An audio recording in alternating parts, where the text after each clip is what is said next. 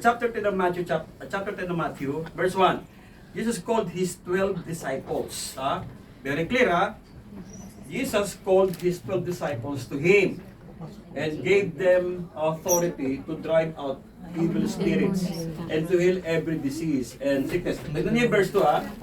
These are the names of the 12 apostles. First, Simon, who is called Peter, and his brothers, Andrew, James, son of Zebedee, and his brother John, Philip, and Bartholomew, Thomas, and Matthew, the tax collector, James, son of Alphaeus, and Thaddeus, Simon the Zealot, and Judas Iscariot, who betrayed him. Ano napansin nyo sa verses 1 and 2 hanggang verse 4? Ano napansin nyo? Doon na lang sa verses 1 and 2, ano napansin nyo? Anong difference ng dalawa? Disciple and apostle. Disciple and apostle. Tama po si Pastor Job, no? Tingnan nyo, ha? Ano kaya ang merong interval, no? Tinawag niya muna yung mga disciples sa verse 1. And he called his sons, even translation. And Jesus Christ summoned his 12 disciples. Ang disciples kasi ay mga learner. The word disciple comes from the Greek word mathetes. Ang ibig sabihin niya ay student. So ibig sabihin, yung difference ng verse 1 and 2 ay napakalaki. Hindi naman nung habang nangyayari sinusulat eh. After na nung pangyayari, saka sinulat ang Biblia. Okay? After nung pangyayari, saka sinulat yung Biblia. They recall what Christ did, they recall what Christ says. No? So, ang difference ay yung salitang disciple, learner, at yung verse 2, here are the names of the apostles. Apostle means envoy, o yung they were sent. They were sent. So, ibig sabihin, pagkatawag nila, sinent agad? No. They undergone training. They undergone many training sa buhay nila. Actually, ang kanilang pinaka-teacher, they studied in the feet of Christ. Many are saying that these disciples were unschooled. They are wrong. Sabi nila, hindi rin nag-aral yung mga disciple. So, ang teacher nga nila si Jesus Christ. Eh. Oh, yes. So, they are schooled. Di nga lang, hindi traditional na pupunta sa classroom, magsusulat, may dalang kwaderno, kundi ang kanilang guro ay yung teacher of all teachers. Ang tawag kay Jesus ay Rabboni. Actually, hindi lang siya rabbi. Rabboni. Ang Rabboni ay master teacher. Bakit? Iba yung rabbi. Ang rabbi ay Greek, Hebrew word, means teacher. Pero yung Rabboni means teacher of teachers. Teacher of teachers. O master teacher siya. So, ibig sabihin, kung siya'y teacher, yung kanyang tinuturuan ay ano niya? Student. So, they are schooled. Nag-aral sila. So, yun ang difference ng dalawa, no? So, yung pagitan ng verse 1 at saka 2, may interval yan. Hindi naman sila, sabi, tinawag niya ang 12 niyang disipulo upang sila ay gamitin na pa upang magpalayas ng mga demonyo at magpagaling ng mga may sakit. Ito ang mga pangalan ng mga apostol ni Jesus. Magkaiba. Okay? Hindi naman overnight yung kanilang pagiging apostle. Hindi overnight. Pagtawag ngayon ba, pagtulog mo bukas, ikaw ay isa ng apostle? No. They undergone many trainings. So, ito po yung ating pag-uusapan, the true marks of discipleship. Merong marka ang tunay disciple. But, let's go back to our text. So, sa Romans chapter 6, may tanong dito. What shall we say? Tanong yan. Then, shall we go on sinning so that grace may increase? Maganda yung tanong no?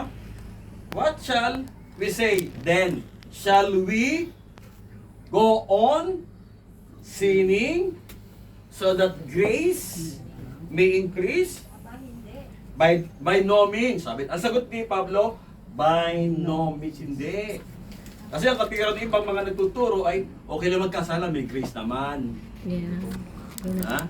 Okay lang magkasala, may grace naman. Hindi ganun nagtuturo ng Biblia. Ang sinasabi, ang tanong nga dito eh, shall we?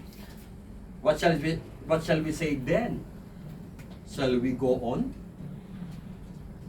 Shall we go on? sinning so that may grace may increase. Eh, sabi niya, by no means. We are those who have died to sin. How can we live it any longer? Namatay ka na kasalanan, ba't mamumuhay ka pa doon? Or don't you know that all of us who were baptized into Christ, Jesus were baptized into His death? We are therefore buried with Him through baptism into death, in order that, just as Christ was raised from the dead through the glory of the Father, we too may live a new life.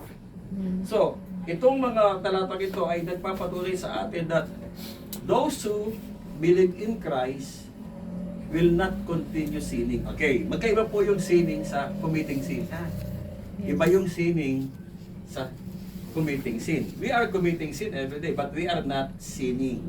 Ano yung sinning? Living Sin. or tinatawag nilang intentional or tinatawag nilang habitual. Alam mo ng mali, tinutuloy mo pa rin. That is living in sin. Kita nyo ha? Ito yung ating minasa dyan. Po yung yan. What shall we say then? Shall we go on sinning? So that grace may increase? By no means. Sa nabi, we died to sin. How can we live in it any longer? Kung namatay ka na, ba't mamumuhay ka pa rin doon? Okay? Or don't you know that all of us who were baptized into Christ Jesus were baptized into His death? Naalala ko tuloy yung Galatians 2:20. I have been crucified with Christ. Nevertheless, I live. The word there is participle. I have been crucified. Ang ibig sabihin nun, it happened in the past, pero yung effect niya nagpapatuloy. Sa Greek ay participle yun. It happened in the past. Nangyari na yung sinabi niya, nung namatay si Jesus doon sa krus ng Kalbaryo, kasama ako na pa ako. Sabi ni Pablo, I have been crucified with Christ. Yung word na I have ay participle. At sa grammar, ang participle ay meron siyang idea of continuity. So ibig sabihin, yung ginawa ni Christ sa krus ng Kalbaryo, He died on the cross, including, kasama ko doon, when I believe in Christ, pero yung effect ng kanyang death sa cross ay nagpapatuloy hanggang ngayon. Can you imagine? Hindi siyang effect. So kailangan, kung namatay siya sa cross ng Kalbaryo, kasama ako doon, we are no longer living in sin. Again ha, we are no longer living in sin. So, sa introduction, people say when somebody is good, prayerful, and can recite the verses in the Bible, a good speaker, etc., is a mark of Christianity or discipleship. Sabi nila, ay pag magaling kang magbasa ng Biblia, ay talagang Christianity yan. Pag maraming alam na verse, hindi ganun eh. Hindi. Mabilis magbasa ng Biblia. Dalhin ko lang yung Bible araw-araw sa pagbaba ko eh. Baka magluhuran sa akin. So, hindi naman yun ang marka. Yes. No. Hindi yun ang marka ng Kristyanismo. Hindi yun ang marka ng isang tunay na tagasunod ni Kristo. Rather, we easily label people as Christian when they read Bible or go to the church. But what about the Bible says concerning the true marks of Christianity or discipleship? Ano ba talaga? Ano ba ang marka talaga? Again, if you will read again in Romans chapter 6, nakikita mo ito yung marka ng isang Kristiyano, ng isang tunay na disipulo ni Jesus. They are no longer living in sin. Apa sabi niya? Let us explore what the apostle Paul say concerning the marks of Christianity. Sabi niya na. Tingnan niyo ha. Ano sabi una? Yan po yung sinasabing habitual. The first mark of Christianity is that true Christian doesn't living in sin. Some call it habitual sin or intentional. The Bible is very clear according to 1 John 3:8 says, we will be using different translations of the Bible. Yung 1 John 3:8.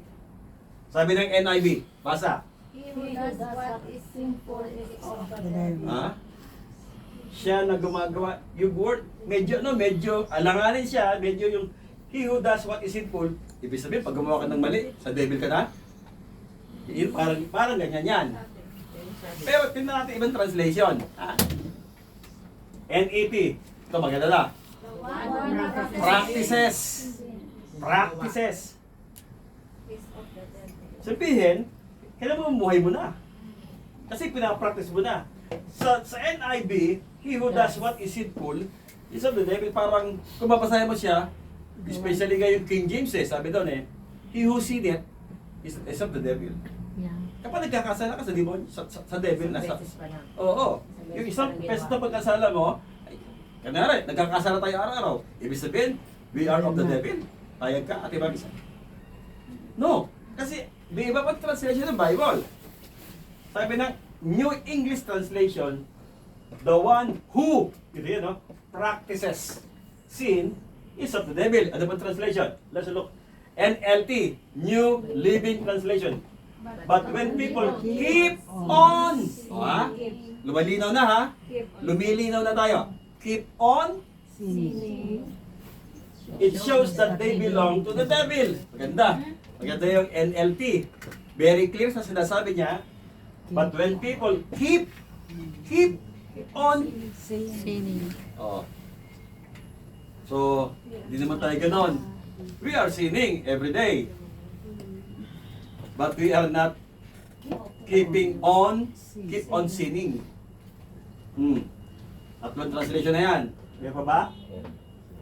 New Revised Standard Version. Everyone who commits sin is a child of the devil. Grabe, no? Medyo ano siya? Who commits Ibig sabihin, pag nag-commit ka, child ka na ng devil. Medyo maganda yung NET tsaka yung NLT. Na? Kasi very clear. Meron siyang ginaming he who practices. Yung isa, he who is keep on sinning. Ano bang translation? Para CEV, Contemporary English Version. Ano ibig sabihin ng CEV?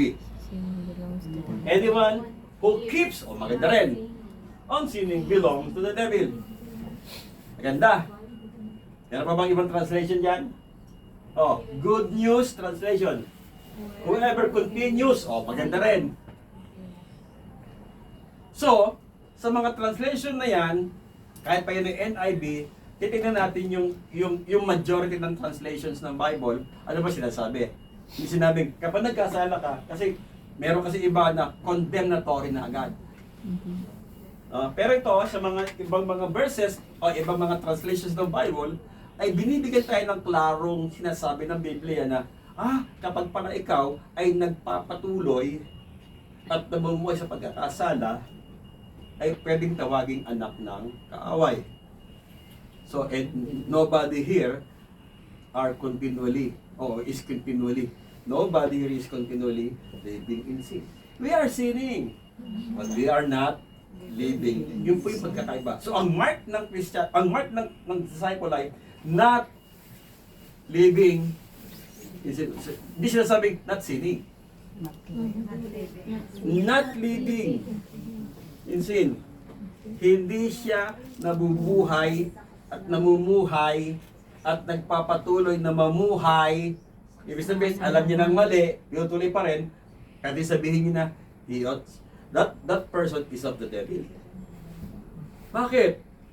Kasi nagpapatuloy siya sa pagkakasala. So hindi po yun ang sinasabi na ang isang disciple ni Hesus Kristo ay hindi yung nagkasala ka sa devil na. Baka mangyari, maging judgmental tayo. Ay, nagkasala sa devil ka na. Hindi ka nakapag-pray. Ay, sa devil ka. Baka maging ano tayo, judgmental. Baka dawatin dito ang TBJ. Bawal Ibig sabihin, hindi na pinaka-idea nung sinabi ng 1 John 3:8. Ang sinasabi ng 1 John 3:8 ay, huwag ka magpatuloy. It harmonize doon sa Romans chapter 6 verses 1 to 4. Ang sabi ni Pablo, what shall we say then? Shall we continue sinning so that grace may increase? Ang sagot niya, by no means. Hindi. Of course not. Ito na translation, no? Sorry. So, ang unang marka ng disciple o ng Christianity is you are not living in sin. Ikalawang marka niya ay dead. Dead to sin. Patay ka na sa pagkakasala. Again, in